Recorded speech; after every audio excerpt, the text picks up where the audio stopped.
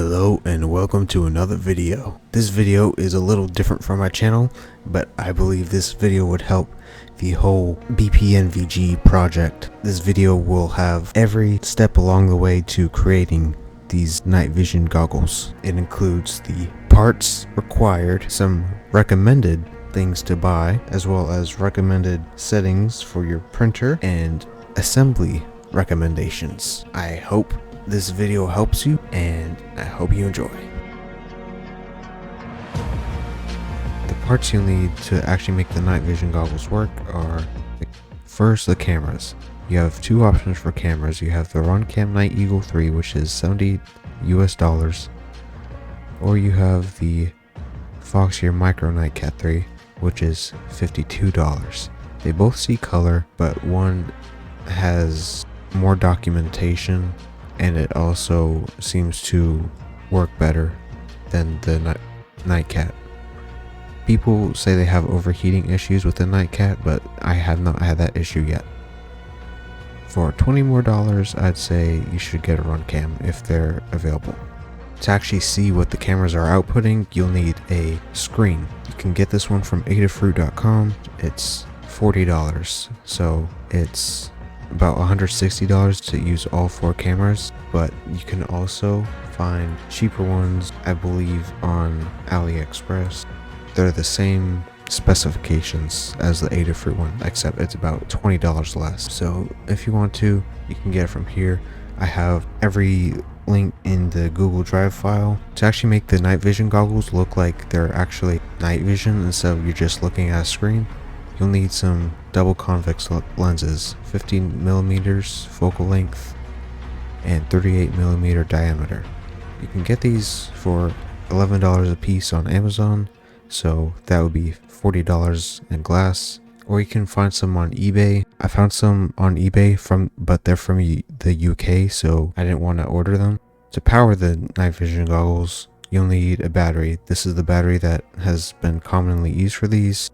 They are rechargeable. There's a charger you can buy. You will have to keep it maintained though, since it is a LiPo battery. And to actually plug the battery in, you'll need to get some connectors. You only need to use the ones on the right here. You have plenty of length, and if you need to get more, you can just use the male connectors here. To assemble the pieces together, you're going to need some M4 bolts, and I didn't want to buy just one set of M4 bolts and have to pay like $16 just for one size. So I got this assortment of M3, M4, and M5, and all the M4 bolts in here. You have plenty to assemble the night vision goggles. Not only will you need bolts, but you also need your threaded inserts. This is the kind I got. It's a 50 piece and they're M4 by 8.1, and they only come in a 50 piece, and for this price you could probably find some with a higher piece count, like 100, but it will take a good bit of searching. If you're using all four cameras, you'll use up this whole bag, which is fine. Me personally, I didn't search that far because it's hard to find that size here on Amazon and in that count. If you need to, you can just buy 2 bags of these, so that's like $20 for 100 pieces, which is kind of expensive, but at the same time it's hard to find this exact size. To actually mount the housings to the bridge, you're going to need to get some 1/4 inch, 5/8 inch bolts and nuts. You'll only need 2 of them. I got this pack at Home Depot for like $2, I think. To mount the night vision goggles to the helmet, you're going to need a Wilcox mount. You can find many on Amazon for $100. The official Wilcox branded mount is like $500, and the ones on Amazon do just fine, especially for something like this. This is the one I got. It's very high quality for only $86. The one complaint I do have is you have to push the buttons all the way in just for them to work, which is both a good and a bad thing, but it has a lot of spring to it, so it's kind of a strong button. that's not a big deal. For $86, it's perfect. This is the flashlight I got. It's 850 nanometers and it's $30. I'm sure you can find better ones out there. This one you can't just straight up plug in. You have to take the battery out and then put it on the charger. But I like this flashlight. I just don't like that you have this strap here, because on the helmet you have no use for it and it just gets in the way, but you can just like tuck it in or something.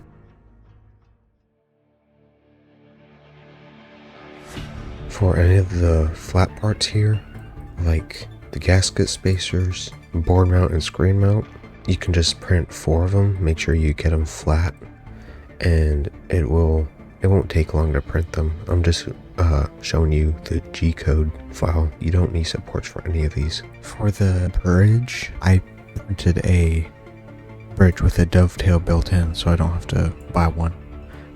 When you import that file, it'll come like rotated in a position that won't be flat, so you gotta turn off snap rotation and flip it. Turn off support. For infill, I'm using 50% gyroid. You could probably go with 25. I don't want to go anything under 50 because if I put the bungee cord on, it'll flex pretty bad. Support settings are very important here. So in Cura, I'm using support pattern of grid. Density is 10%. You could probably turn it down to about 5. The important settings here are the support Z distance and support interface thickness. For whatever slicer you're using, it'll be under a different name probably, but in Cura, this is what I set it to. I set it to twice the layer height. So whatever your layer height is, multiply it by 2, and that will be your Z distance. For me, I'm using 0.32 on a 4mm nozzle. So 0.64 will be my Z distance, which makes the supports come off super easy.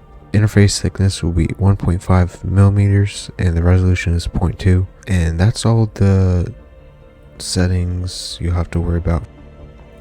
For the bodies of the night vision goggles, I have added all these support blockers up here on the inside here and on all these holes because they don't need to be filled up. It will take about 5 hours for this infill. I recommend using 5% grid infill. It's strong enough and you won't have any issues with adding the thread inserts. When I did these in gyroid, I had 5% gyroid infill, and when I went to put them in, the inserts just like slipped through because there wasn't really a lot of support inside. And even with 10%, there's still not much. So just use grid infill or whatever infill of your choice you think will work. On the inside here, I put those blockers there to block up the rim up here because you don't need supports up there. You just need them on these parts here. Otherwise the filament will start to droop. And if you want, which I kind of recommend you do, you could put them on here, but you don't have to. When you first import it into your slicer, you're gonna have to rotate it so it's flat on these parts. For the sensor mounts, I used some support. They can just pull out. For the adapters for any of your cameras, they have to be printed TPU, otherwise your camera just won't fit in there. For infill, you're going to want to do it at least like 10 or 15%, maybe even higher if you want, just so it holds form well, and it when you push the camera through, won't break the tip here. Temperatures, I'm using 210 Celsius for nozzle temp and 60 for bed. I'm using Overture TPU. For the lens retainers, you're gonna have to face them with the indentation facing upwards. Otherwise, you're gonna have supports in there. Some areas you can block off, like inside this hole. You can use 5% gyro infill if you want. You will want to change where your Z seam goes. It would be better if you just put it on the outside here, because you don't want to have extra filament poking the glass, because it's just not going to sit correctly. So you can go to walls and change the Z seam alignment, what I set it to.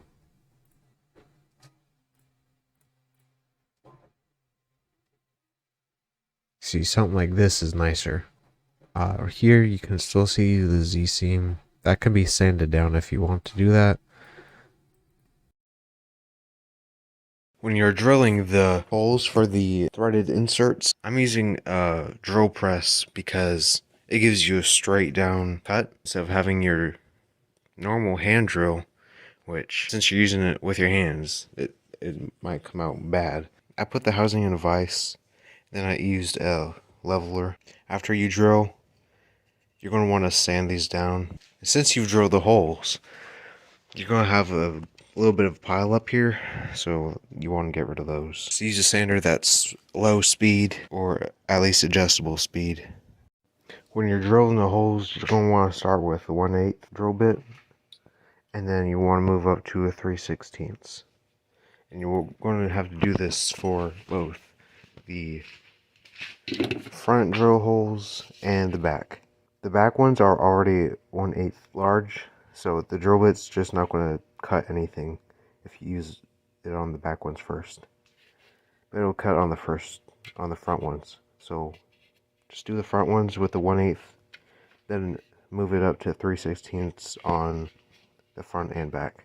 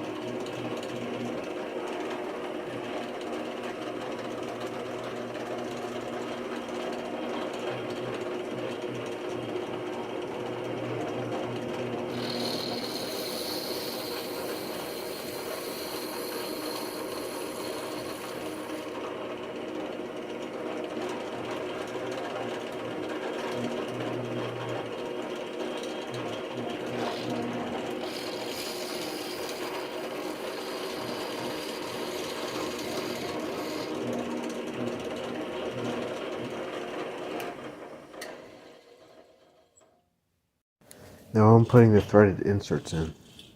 Make sure you use a vise to hold the piece in place so it doesn't move, because when you're using threaded insert, you're going to want to hold the insert like in place and press down on it. You don't have to use a soldering iron. You can use a wood burner here. When you're putting threaded insert in, make sure it's aligned with your sensor mount and make sure it's straight. You could get yourself a jig if you wanted to, but making those and even buying them is expensive. So you want to make sure you're as straight down as possible.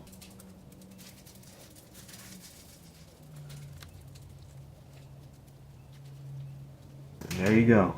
That is flush in there. Now we can take our sensor mount, put it on here. That is almost straight in. Now every time that you put a threaded insert in, take your sensor mount and put it on top. And make sure all the holes align. I've had to print these twice because the first time I screwed up the threads. I didn't drill them out the first time. See where you have to put the next threaded insert?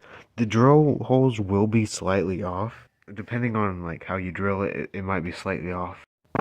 And of course, if you're using a vise and you're doing the inserts by hand, not with a jig, you will mess up a little bit. So before you start to install anything, make sure your bolt goes straight. It doesn't have to be perfectly straight, but it has to be mostly straight. To actually mount the housings to the bridge, you're going to need to get some 1/4 inch, 20, 5/8 inch bolts and nuts. You'll only need 2 of them. I got this pack at Home Depot for like $2, I think. These ones have a Phillips screw in them, so they're easily adjustable. All you have to do is glue the nuts on the inside, and you can just mount them straight to the bridge. I use my modeling glue because it dries fast and it's strong. You need to glue them together. You can use any sort of glue, but I use my modeling glue. Make sure it's even, and of course make sure it fits in. You'll need to glue these, the board and the screen in. This is the wiring diagram for the camera and the board. I've written down what all the wires do with their colors. The purple wire is only on the camera, and that's the voltmeter, which attaches to the positive power. The black is your ground, and the dashed lines are representing white wires. This X'd off wire coming from the board is that yellow wire, and you can chop that off. The yellow wire coming from the camera, though, needs to go to the white wire on the board. Your plugs for your battery, it needs to go to the ground and to the positive power.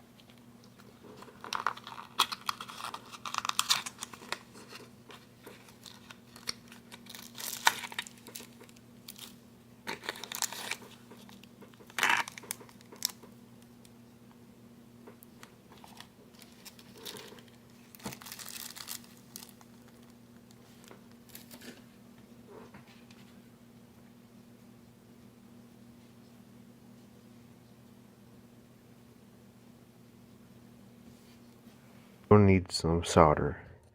Bought this at Harbor Freight for about $20. It is 63% tin and 37% lead, so it's close to 60-40, which is the best kind of electrical solder. You're gonna have to chop off a little bit of wire from the cameras, because what I'm doing is I'm gonna lead it through here, put the connection to the battery on in here, and it's gonna go up.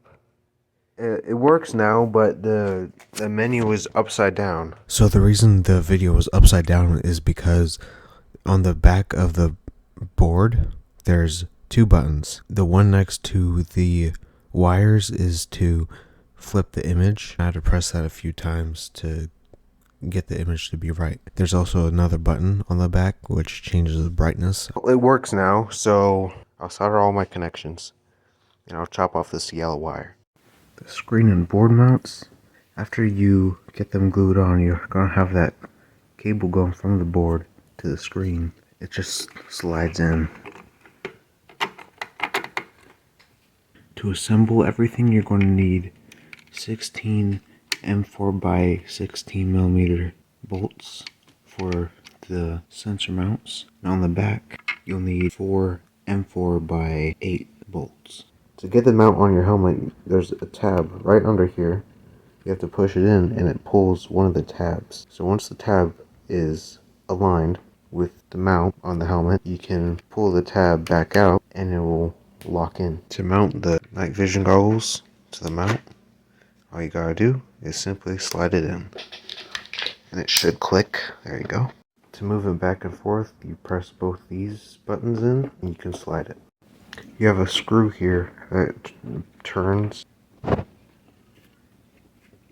It lifts it or it puts it down, so it's closer to your eyes.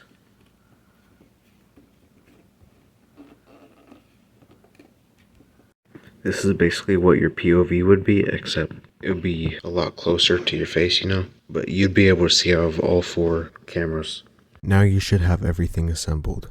This next part is just how my system runs. I only have 2 cameras in right now. The ones on the sides are going to be for the run cams, but these are the night cats. This is the one with the camera set to be able to detect color.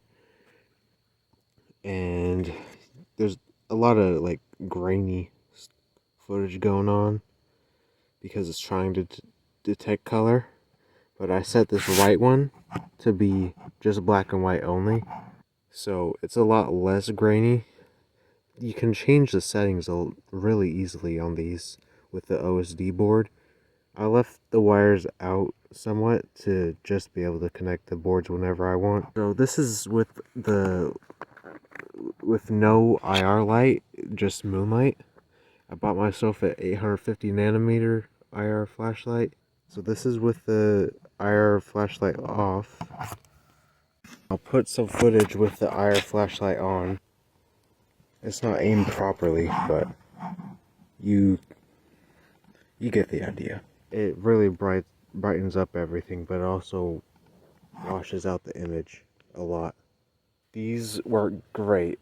I've heard of people having overheating issues with the night cats, but for me, they work well so far. The longest I've had these on was about probably an hour for a airsoft game.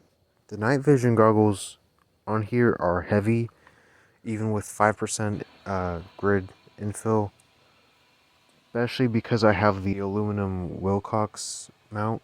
I would recommend using a printed counterweight holder and have that at least like at 500 grams. 400 grams works well for me, but it does still slightly sag in the front. That's it for this video. I hope this solves any questions that people may have about the BPNVG project. It was really hard to find a lot of answers. I hope you enjoyed this video and hopefully see you in the next one.